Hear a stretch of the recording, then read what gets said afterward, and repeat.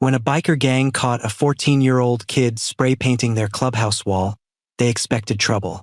What they found instead stopped them cold. The message on that wall didn't just change one night. It rewrote 8 years of silence, honor, and a debt no one knew was still owed. The sun had already slipped behind the hills when the sound of rattling spray paint echoed against the brick wall of the Helltrackers MC Clubhouse. Inside, the noise cut through the low hum of conversation and clinking beer bottles like a knife. Hammer, the club's enforcer, a man built like a bulldozer with arms covered in faded ink, shot up from his chair. "Someone's outside," he growled. 3 members followed him through the back door, boots heavy on gravel. They expected the usual. Some punk kid tagging gang signs, maybe a rival crew leaving their mark. It happened every few years. Someone always thought they were tough enough to disrespect the Helltrackers. But when they rounded the corner, they found something different. The kid couldn't have been more than 14, maybe 15. Skinny, wearing an old jacket, fingers stained with black and silver paint. He stood frozen beneath a half-finished mural, spray can still in hand, eyes wide but not moving. Most kids would have bolted. This one didn't. "You've got about 3 seconds to explain yourself before this gets real ugly," Hammer said, stepping closer. The kid's jaw tightened. He didn't drop the can. He didn't apologize. He just stood there, staring up at what he'd created. That's when Lennox stepped forward. The oldest member of the club, a Vietnam vet with more scars than stories, moved slowly, his gaze fixed not on the boy but on the wall. The mural wasn't gang signs. It wasn't vandalism. It was a silhouette, a soldier on a motorcycle riding down a dusty road, helmet tucked under one arm. Below it, in uneven, trembling letters, were the words, "My dad died on this road. Please remember him." The anger drained from Hammer's face. The others went quiet. Lennox's voice came out softer than anyone expected. "What's your name, son?"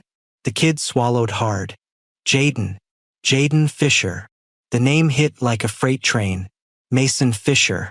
Hammer's eyes widened. Slick, the vice president who'd been standing in the doorway, took a step forward, his expression shifting from confusion to something heavier. Even the younger members, the ones who'd only been around a few years, straightened in their seats. That name lived somewhere in the club's unspoken history, half remembered, never fully explained. Mason Fisher had been a prospect 8 years ago.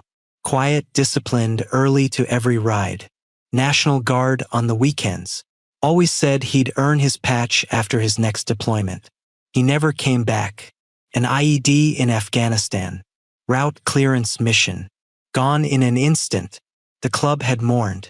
They'd attended the funeral, stood in the back while the army folded the flag. But time moved on. New members joined. Old traditions faded. And somehow Mason's name slipped through the cracks. No one meant for it to happen. It just did. And now his son stood in front of them, spray paint in hand, trying to make sure the world didn't forget. "You're Mason's boy," Lennox said, his voice thick. Jaden nodded, his eyes glistening but refusing to let tears fall. "He was prospecting here, before he deployed. I found pictures, him in your shirts, standing next to the bikes. My mom burned most of his stuff when she remarried, but I found a box in the basement. Photos, a bandana, some old club flyers." His voice cracked, but he pushed through. "I was 6 when he left. I barely remember him. Just pieces. His laugh, the way he smelled like leather and oil, how he'd let me sit on his bike in the garage even though Mom hated it." Hammer ran a hand over his beard, exhaling slowly. "Why didn't you just come to us, kid?" "I tried," Jaden said, his voice harder now. "I came by twice, stood outside for an hour. But every time I got close, I saw you guys. The patches, the bikes, the way everyone looked like they belonged, and I just couldn't. My mom told me my whole life that this place took my dad away from us, that he cared more about riding and the club than he did about me. I didn't know if that was true, I didn't know if you even remembered him." The silence stretched. Slick finally spoke. "We remember him." Jaden's eyes snapped to him, searching for the truth. "We remember him," Slick repeated, quieter this time.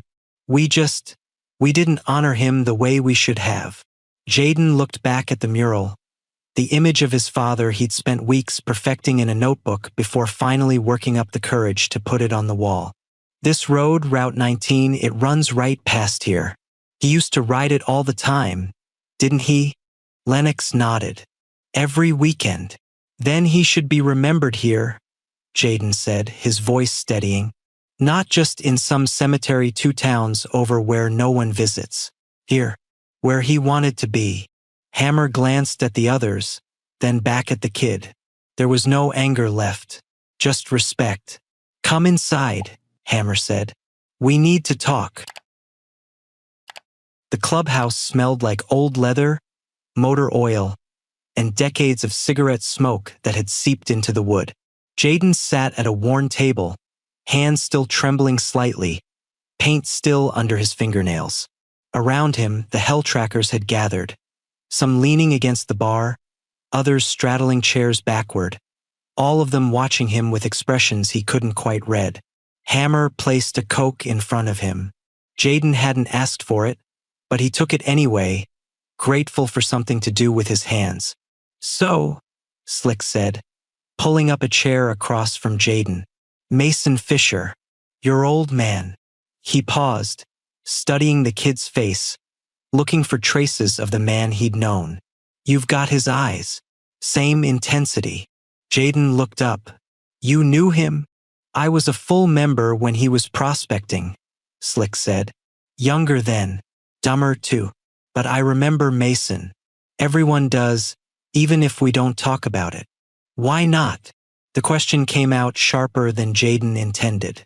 Slick didn't flinch. "Guilt, maybe. Shame.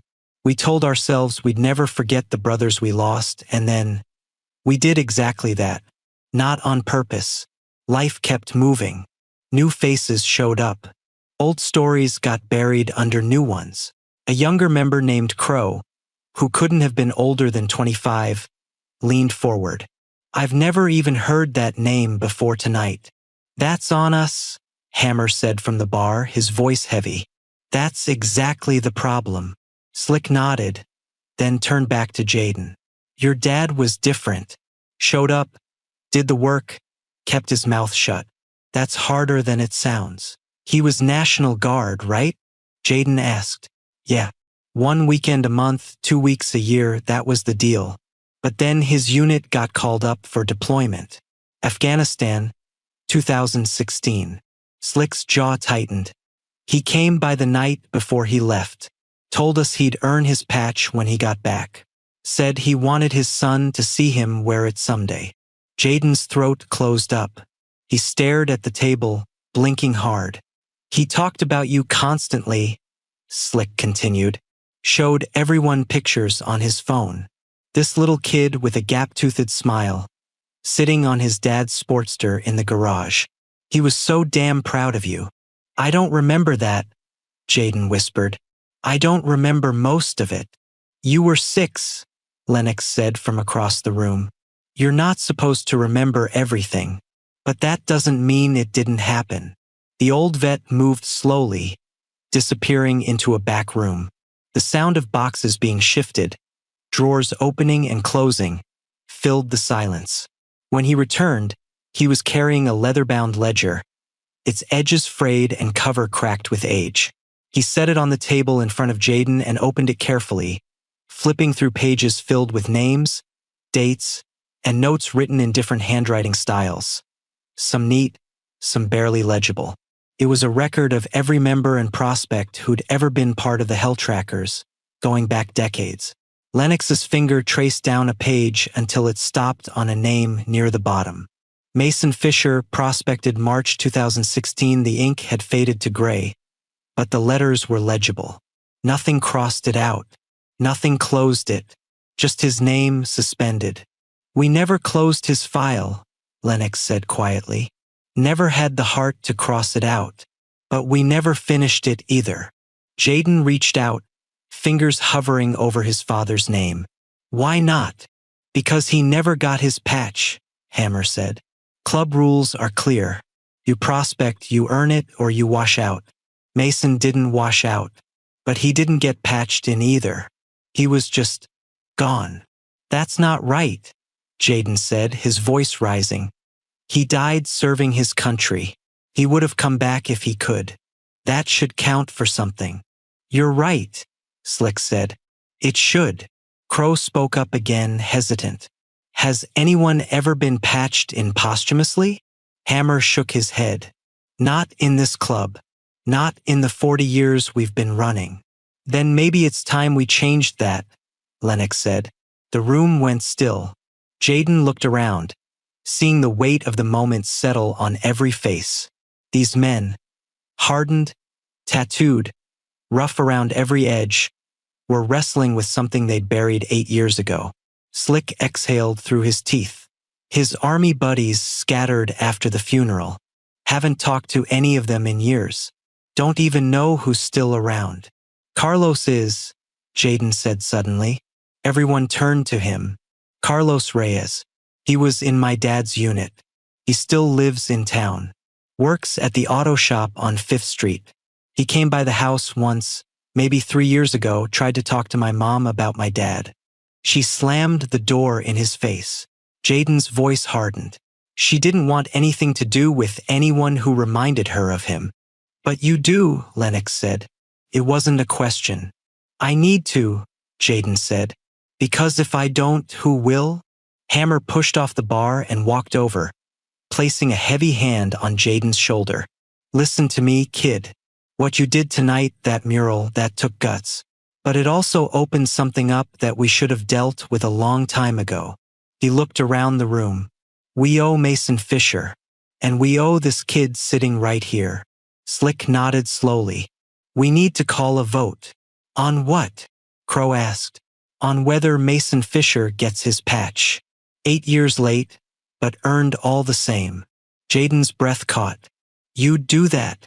We should have done it the day we buried him, Lennox said, his voice rough with emotion. Better late than never. Hammer straightened. All in favor? One by one, every hand in the room went up. Unanimous. Jaden's chest tightened, tears finally breaking free. He wiped them away quickly, but no one looked away. No one judged. Your dad's getting his patch, Hammer said. And you're going to be there when we honor him. The vote changed everything. Within 2 days, word had spread through the hell trackers like wildfire. Mason Fisher, the prospect who never came home, was getting his patch. But this wasn't just about a ceremony or a piece of leather with his name on it. It was about finishing what should have been done 8 years ago. Jaden returned to the clubhouse on Saturday morning, this time through the front door. Tim, the club's resident artist and tattooist, was already waiting for him, arms crossed, leaning against his custom-painted Dyna. He was lean, covered in intricate ink from neck to knuckles, with sharp eyes that seemed to see through people. So you're the kid who's been making Hammer go soft, Tim said with a smirk. Jaden hesitated. I'm just trying to finish what I started. That mural out back? Tim pushed off his bike and walked toward the wall where Jaden's half-finished work stood. It's raw, emotional, but technically, it needs work. Jaden's face flushed. I did my best. I know you did, Tim said, his tone softening. And that's why I'm going to help you make it better. Not because it's bad, but because your dad deserves a masterpiece. Over the following weeks, the wall became their canvas. Tim taught Jaden how to layer colors, how to create depth and shadow, how to make spray paint do things Jaden never thought possible.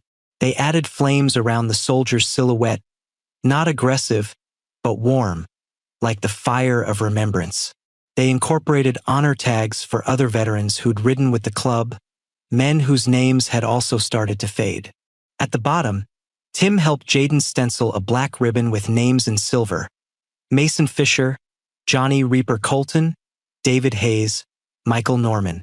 Riders who never made it home. Why do we forget? Jaden asked one afternoon, hands cramping from hours of detail work. Tim paused, staring at the wall. Because remembering hurts, and people avoid pain. But pain is how you know something mattered. Jaden nodded, understanding more than he wanted to. While they worked, Slick was making calls. He tracked down 3 of Mason's old National Guard buddies, Carlos Reyes, who Jaden had mentioned, along with 2 others who'd moved out of state but were willing to come back. Slick was organizing a memorial ride, something the club should have done years ago. Route 19 from the clubhouse to mile marker 19, where Mason used to stop and watch the sunset before heading home. But not everyone was on board. Jaden's mother showed up on the 3rd week, her car screeching into the parking lot. She stormed out, her face a mixture of fury and fear, and found Jaden on a ladder, adding final touches to the mural. "Get down from there. Now." Jaden froze. "Mom." "I said now, Jaden." Tim stepped between them, his voice calm but firm. "Ma'am, with respect, your son is doing something important here." "Important?" Her laugh came out jagged. This place filled his head with all that brotherhood garbage. Then he deployed and never came back. Now you're pulling my son into the same trap. "That's not what's happening," Jaden said, climbing down. "Dad didn't die because of the club. He died serving his country. He wouldn't have been in that uniform if he hadn't been trying to impress these people." She shot back, gesturing at the clubhouse. "That's not true," Slick said, stepping out from the doorway. He'd been listening. "Mason joined the National Guard before he ever came to us. He was a soldier first. We respected that." Jaden's mother turned on him, tears welling up. "You don't get to tell me about my husband. You didn't lose him. I did. I'm the one who had to explain to a 6-year-old why Daddy wasn't coming home. I'm the one who spent years picking up the pieces." "And you did," Slick said gently. "You raised a good kid. A kid who's trying to honor his father. Don't take that away from him." She looked at Jaden, not at the paint on his hands or the defiance in his posture, but at the grief underneath. He wasn't angry or rebelling. He was grieving the same way she had just 8 years delayed. "I burned his things because I couldn't stand looking at them," she whispered. "Every jacket, every photo, every piece of this life reminded me of what I lost." "I know," Jaden said, his voice breaking, "but I needed those things. I needed to know him." She wiped her eyes and stared at the mural. The soldier on the bike, the words, the names. It captured Mason perfectly. The way he stood, the quiet strength in his posture. She'd spent years trying to bury that image. Now it stared back at her, impossible to ignore. "He used to talk about teaching you to ride," she said quietly. "Every night before he deployed, he'd stand in your doorway and watch you sleep. He'd say, 'When I get back, we're hitting the road. Just me and my boy.'" Jaden's tears fell freely now. "I wish he had." She stepped forward and pulled him into a hug, holding him tighter than she had in years. "I'm sorry," she whispered. "I'm so sorry I tried to erase him. You deserved to know who he was." When she finally pulled back, she looked at Slick.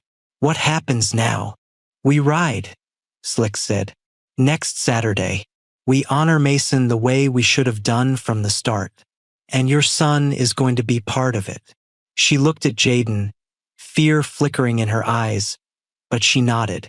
"Okay, but he rides safe." "He'll be on the back of Lennox's bike," Hammer said, appearing beside them. "Safest seat in the convoy." Jaden turned back to the mural, now nearly complete. Tim handed him the final can of paint, gold, for the lettering at the very top. Jaden climbed the ladder one last time and sprayed the words carefully, each letter steady and strong. Mason Fisher, prospected 2016, patch 2024. Tim stepped back, nodding in approval. "Now that's a tribute." Jaden stared at his father's name, finally honored, finally remembered. "Yeah," he said softly, "it is." Saturday morning arrived with clear skies and the rumble of engines that shook the ground. Jaden stood in front of the completed mural, his heart hammering in his chest. Around him, motorcycles lined up in formation, hell trackers, veterans from neighboring counties, community members who'd heard the story. Dozens of bikes, chrome gleaming, engines idling. Lennox approached, carrying a wooden frame wrapped in black cloth. The old vet's hands were steady, but his eyes were wet. "Before we ride," Lennox said, his voice carrying over the crowd, "we need to do this right." He unwrapped the frame, revealing a leather patch mounted on black velvet. The Helltrackers logo, wings and skull, with a rocker beneath it that read, "Mason Fisher, prospected 2016, patch 2024. The crowd went silent. "This should have been done 8 years ago," Lennox continued. "We failed Mason Fisher. We failed his family. But today we make it right." He handed the frame to Jaden. The weight of it felt heavier than it should have, like holding a piece of his father's soul. Jaden traced his fingers over the stitching, over his father's name. "Thank you," he whispered, his voice cracking. Hammer stepped forward and placed a hand on Jaden's shoulder. "Your dad earned this. Don't ever forget that." A figure pushed through the crowd. A man in his 40s with a military bearing and a scar running down his left cheek. Carlos Reyes. He stopped in front of Jaden, eyes locked on the patch, then on the kid holding it. "You look like him," Carlos said, his voice rough. "Damn near identical." "You knew my dad?" "I served with him. I was there when—" Carlos's jaw tightened. "I was there at the end." Jaden's breath hitched. "What happened?" "My mom never told me the details. She couldn't." Carlos glanced at the other veterans standing nearby, 2 men Jaden didn't recognize but who nodded in silent support. Then Carlos knelt down so he was eye level with Jaden. "Your dad saved my life," Carlos said. "IED flipped our vehicle on a supply route. I was trapped, bleeding, fire everywhere. Mason pulled me out, went back for our driver. Got him clear seconds before the fuel tank blew." Jaden's eyes widened. "He saved you both?" "Yeah, but there was a secondary device. A backup IED the insurgents had planted. It went off while Mason was clearing the area, making sure no one else was in danger." Carlos's voice broke. "He died making sure the rest of us got home. That's who your father was." Jaden's legs felt weak. Tim caught his elbow, steadying him. "He carried a picture of you in his helmet," Carlos continued. "Showed it to everyone. He'd say, 'This is my boy. I'm getting home to teach him to ride.' That was his mission. Getting back to you." Tears streamed down Jaden's face. He looked at the patch in his hands, then back at Carlos. "Thank you for telling me." Carlos stood and pulled Jaden into a tight embrace. "He'd be real proud of you, kid." Slick's voice cut through the moment. "Mount up. We ride for Mason Fisher." Engines roared to life. Jaden climbed onto the back of Lennox's bike, gripping the passenger handles. His mother stood near the clubhouse entrance, hands clasped together, watching. She gave him a small nod, permission, acceptance, maybe even pride. The convoy rolled out, a river of chrome and leather flowing down Route 19. The highway stretched ahead, the same road Mason had ridden every weekend, the same road he'd promised to come back to. Cars pulled over as they passed, drivers placing hands over hearts in respect. At mile marker 19, the convoy slowed and stopped. Jaden climbed off, legs shaky from adrenaline and emotion. Lennox handed him a wreath made of red, white, and blue flowers, and a spray can silver, like the paint on the mural. Jaden walked to the guardrail, the exact spot where his father used to park his bike and watch the sunset. He laid the wreath against the metal, then shook the spray can. His hand was steadier now than it had been that first night at the clubhouse. He stenciled 2 letters onto the guardrail. MF simple. Permanent. Remembered. Carlos stepped beside him and placed a folded flag on top of the wreath, the same flag that had covered Mason's coffin 8 years ago. He told me in his last letter that if anything happened, he wanted you to know he loved you more than anything in this world. Jaden wiped his eyes. I love him too. I just wish I'd had more time. You're giving him time now, Carlos said. Every person who sees that mural, every rider who passes this spot, they'll know Mason Fisher. That's immortality, kid. The ride back carried a different weight. Engines rumbled lower, steadier. No one raced ahead. When they arrived, Jaden's mother was waiting by the mural, staring at it like she was seeing it for the first time. It's beautiful, she said when Jaden approached. He would have loved it. I'm going to keep adding to it, Jaden said, every year, for him and for everyone else who deserves to be remembered. She smiled, tears in her eyes. He'd like that. Hammer stepped forward with a small gift, a leather bracelet with Mason's name stamped into it. Welcome to the family, Jaden. You're not a member, not yet, but you're one of us. Always will be. Jaden slipped the bracelet on, feeling the weight of belonging he'd been searching for his entire life. The sun began to set, casting golden light over the mural. The soldier on the bike seemed to glow, riding into eternity, finally honored, finally home. Jaden stood beside Lennox, watching the light fade. His father's presence felt different now. Solid, real, like Mason had finally made it home. He's proud of you, Lennox said quietly. Jaden nodded. I know. And somewhere on that dusty road between memory and eternity, Mason Fisher smiled. Sometimes the loudest tributes are painted in silence. Jaden didn't just bring his father back to life on that wall. He reminded an entire brotherhood what it means to never leave a man behind. What would you do to honor someone the world forgot? Drop your thoughts below. And if this story moved you, hit that like button, share it with someone who needs to hear it, and subscribe to embrace the journey for more stories that prove love and memory are stronger than time. See you in the next video.